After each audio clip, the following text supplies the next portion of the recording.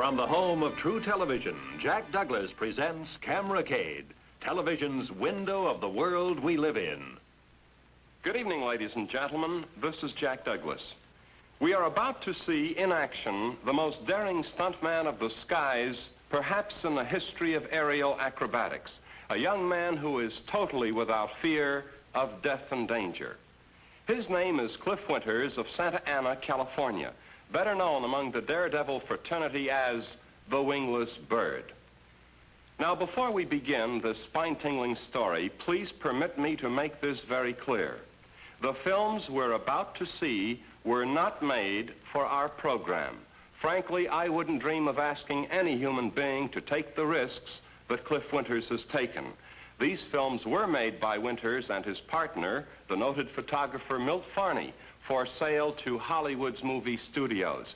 But after the films had been made, we requested and received permission to show these films on Cameracade. This is tonight's story, the story of the Wingless Bird. Cameracade, television's window of the world we live in. Directed by Thor Brooks. Photographed by Milt Farney. Cameracade, brought to you by...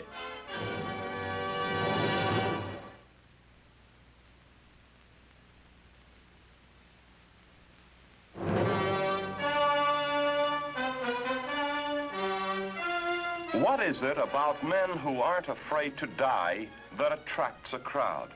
In the case of Cliff Winters, it can't be merely morbid curiosity.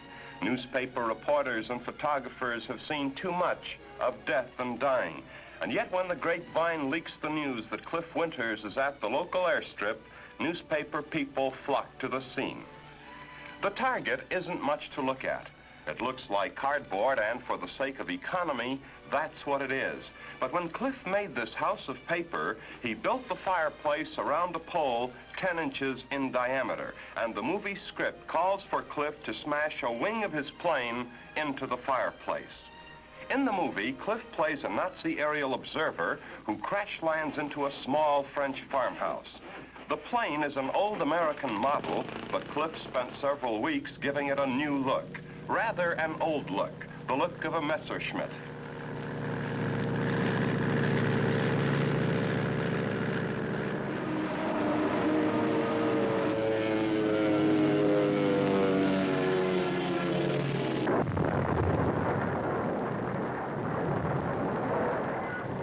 To prove that Cliff stayed with the plane through the crash, we'll keep our cameras running. Watch the plane and you'll see Cliff in the cockpit. Now the same scene, but close up and in slow motion.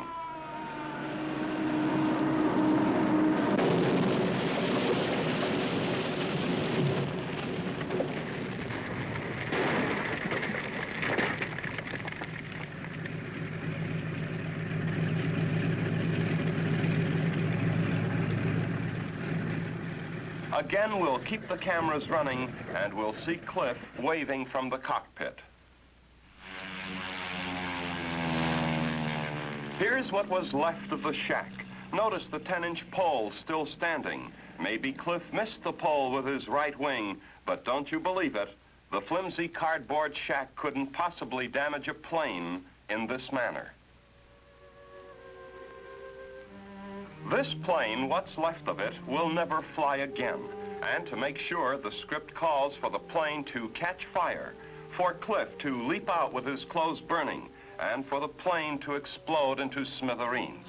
Dynamite is placed inside the cockpit, the fuselage is set afire, the ambulance service stands by, and then Cliff's clothes are set afire.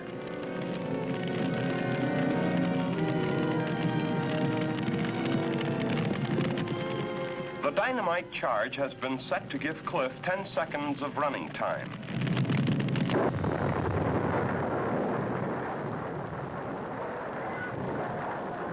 When all of these ingredients have been properly edited in Hollywood, here's how the scene will appear at your neighborhood theater.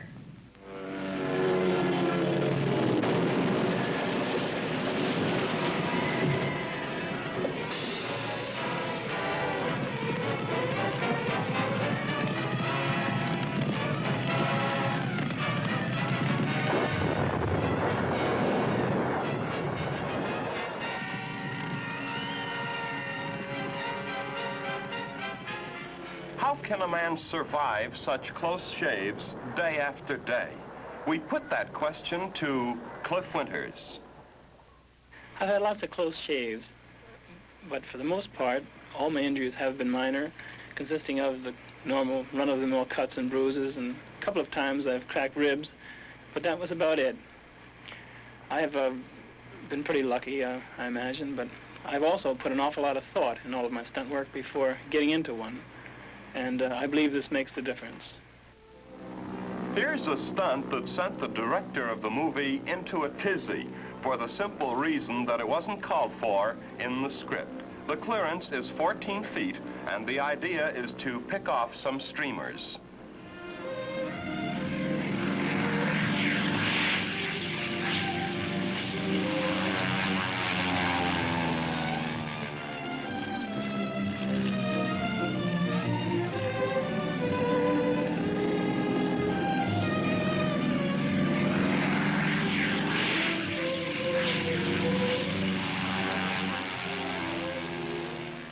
In Hollywood, it's not unusual to film the last scenes first and the first scenes last.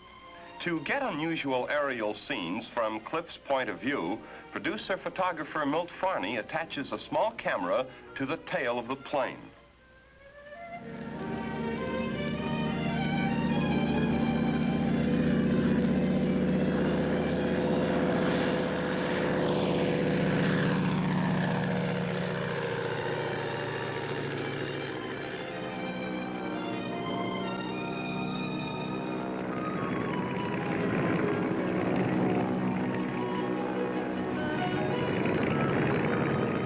From a distance, this is routine flying, but let's watch the films taken from behind the cockpit.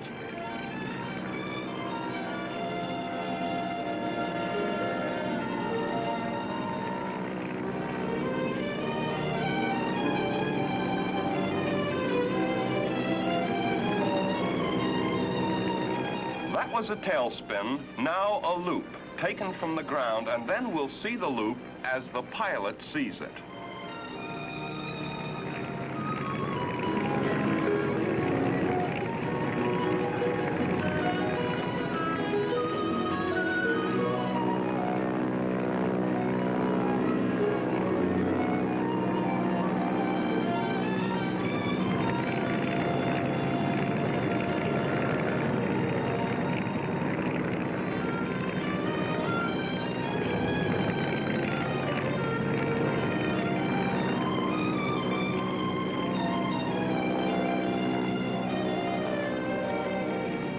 Here's what the world looks like topsy-turvy.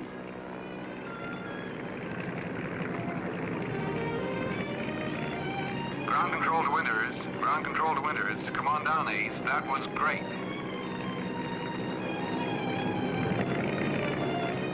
Cliff came down all right through the streamers again.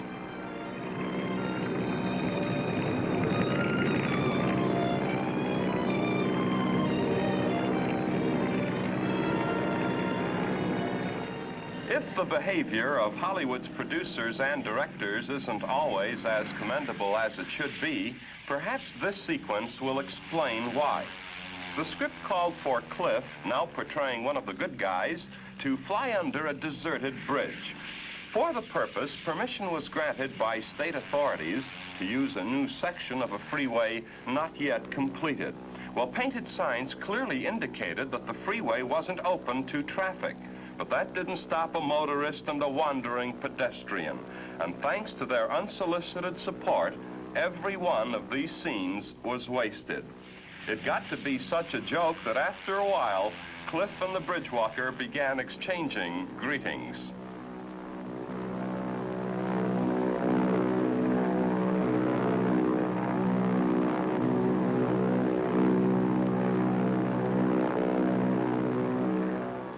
When he isn't working for the movies, Cliff Winters spends his time perfecting new stunts for the many air shows at which he's the starring attraction. And month by month, the stunts become more and more daring. This is his straitjacket jump.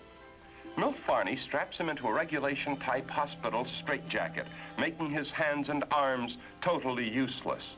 Now, to open the chute after he jumps, he must reach for and jerk the small leather ball with his teeth. This was the first time Cliff had tried the stunt, and he'll actually jerk the chute open just a few seconds after he drops from the plane. The jump was photographed in slow motion.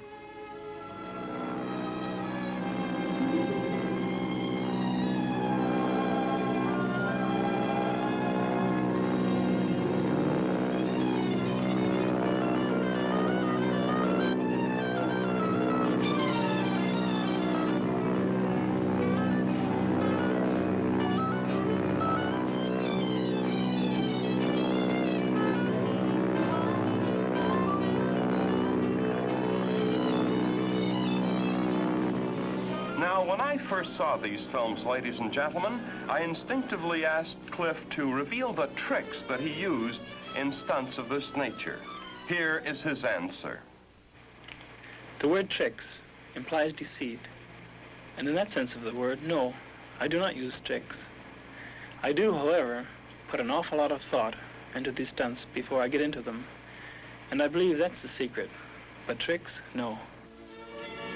The first time is always the hardest. After that, the wingless bird made the stunt look routine. This time, he delays reaching for the leather ball until he drops 1,000 feet. Look closely now and notice his head reaching for the ball on his right shoulder. Yes, he makes it look routine. But please let me say this to the young flyers and skydivers in our audience. Enjoy your flying and your skydiving, but please, please don't try these stunts. If you succeed, what have you proved? If you fail, what a bitter memory to leave behind. The landing was the part that Cliff feared the most. Remember, his arms are lashed to his body by the straitjacket, and he can't control either the fall or the chute. Luckily, there was hardly any breeze, for in almost any kind of a wind, he could have been dragged clear across the county. Yes, he leads a charmed life, this human wingless bird.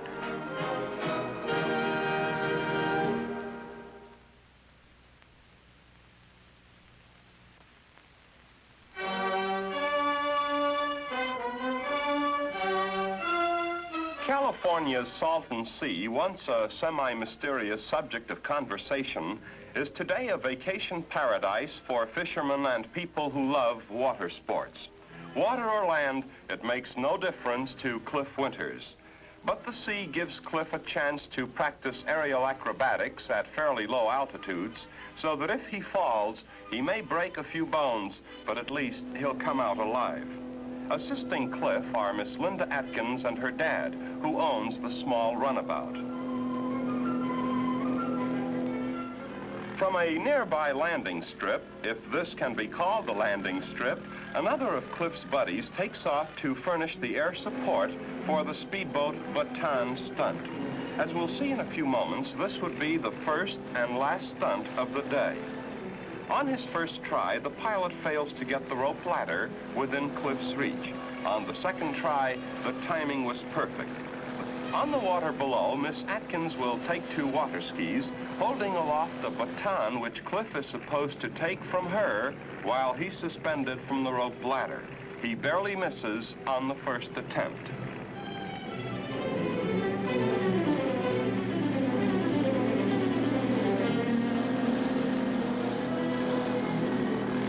Seconds later, Cliff realized that the pilot was having trouble maintaining altitude.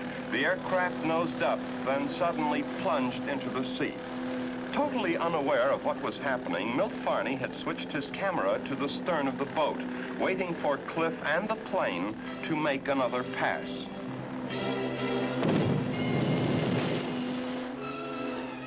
At the muffled roar of the small plane smacking into the sea, Milt must have jumped out of his skin.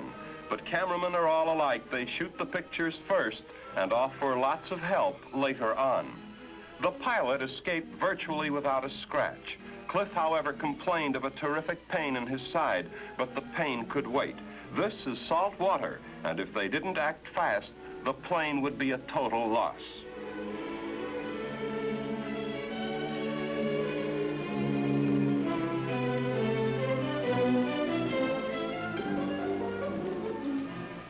The heavy Irish linen fabric was stripped off in a hurry, a total loss, by the way, and a chore that took several hours. Subsequently, the stripped-down fuselage was hosed with fresh water, and the engine and inaccessible spots were given a bath of diesel oil.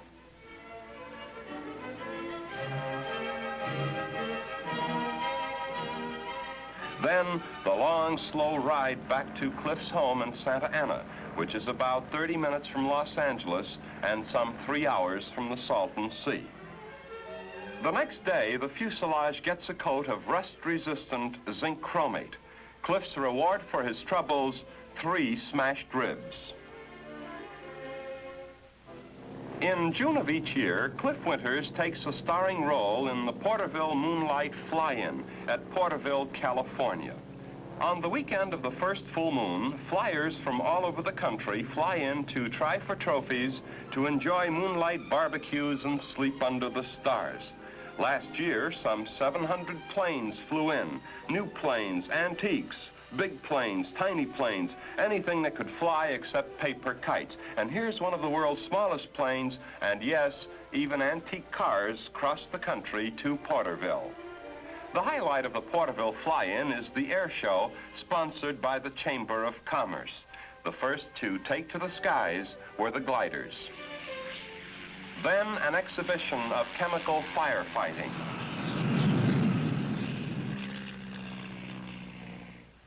But here's the man most of the flying fans came to see, the wingless bird from Santa Ana, California. His first stunt will literally be a spine shaker.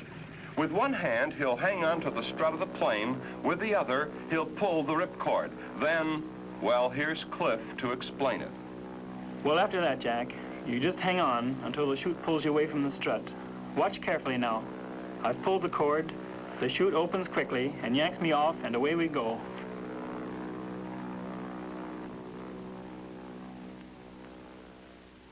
The next stunt is a balancing act. Not flashy, but the kind that takes a lot of practice. Well, here's my good friend, Joe Pfeiffer, who sort of runs the Porterville show. Joe owns the Industrial Aviation Company, and he's a great stuntman in his own right. All right, we're off, and our stunt is called the Spread Eagle.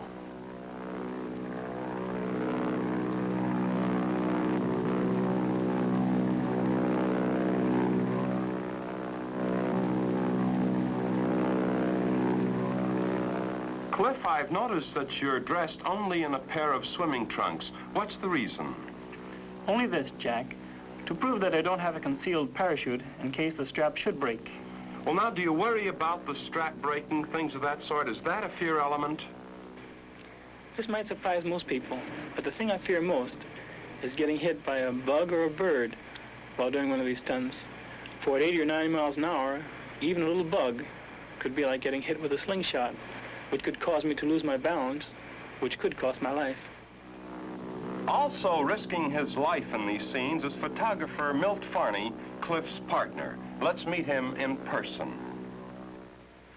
As you know, Jack, I've been flying for 14 years now, and in this length of time, I've met a lot of pilots, a lot of stuntmen, a lot of daredevils, including some of the Hollywood top stuntmen. All these fellows can do a few of the acts that Cliff Winters does, but I can honestly say, Jack, that none of these stuntmen can do all the acts that Cliff can, either inside or outside of an airplane. It would literally take hours to show the films of all the stunts in this young man's repertoire. This will be the auto pickup, and Milt follows in another car to capture the action for us.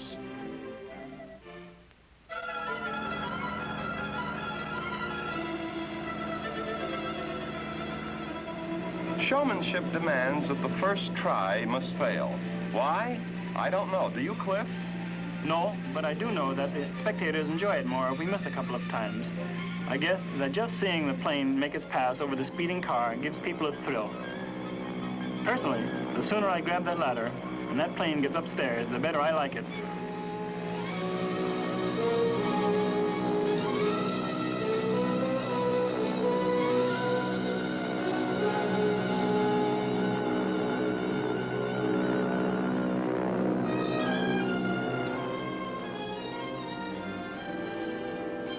This isn't the Salton Sea now, flying over water at 40 or 50 feet. Below lies terra firma, 2,000 and 3,000 feet below. No tricks, no hidden parachutes, just a pair of swimming trunks and a lot of cold nerve.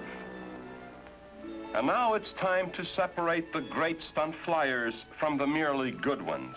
At the opposite end of the field, the target is being prepared. 2 thick poles spaced 18 feet apart. Milt Farney can say goodbye to this camera. With luck, only the film might be saved. Notice the cord which will trigger the camera from the cockpit. A few feet can mean the difference between a roaring crash and an amateurish effort. A chalk line will guide Cliff to the very center of the target. He wants each wing to hit a pole.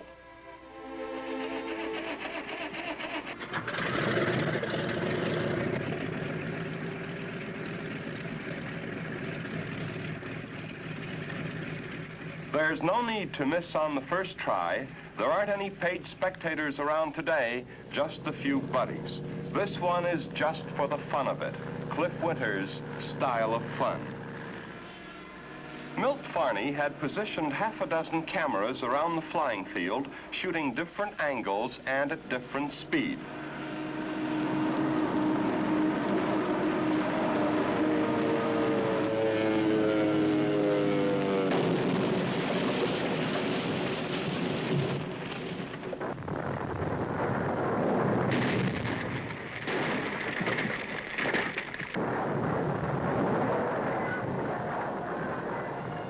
The crash films we've just seen were in slow motion.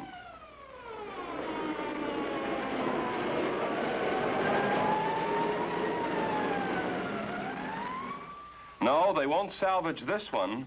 Cliff points to the gaping hole which moments ago served as the cockpit. The plane hit with such force that one of the huge poles was knocked down. And now let's see the same crash as Cliff saw it. One of the most spectacular action scenes that I at least have ever seen.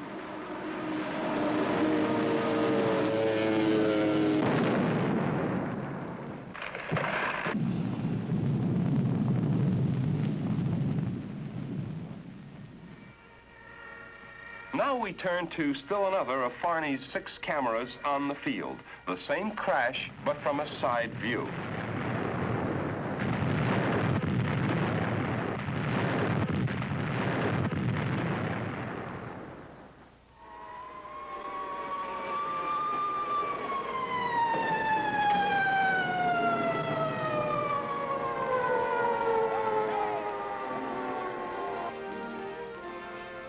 Now a dramatic moment. One of Cliff's buddies runs to help Cliff. Cliff waves his arms and shouts, "Get me out!" But his buddy thought he said, "Get away." Then when the roaring ambulance sirens stopped, they were able to hear Cliff clearly and pulled him out. Was he hurt? Not a single scratch on this young man who faces death daily. We wondered, does he fear the end of the line? Only he can answer that question. Jack, I can honestly and positively say to you that during one of these stunts, I do never think of death. But when I first conceived the idea of a stunt, I think of all the reasons why I shouldn't do it. And then, once I'm past that point, and I know it can be done, then I will never, never think of death.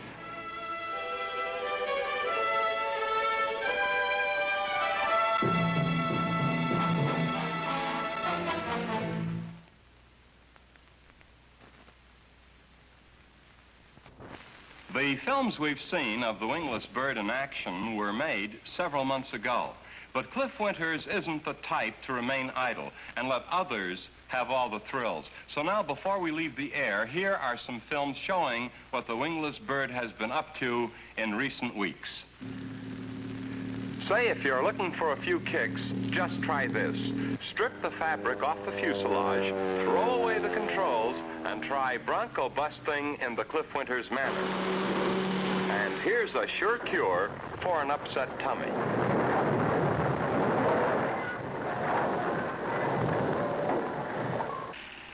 And now here's the same action in slow motion from outside and inside the car.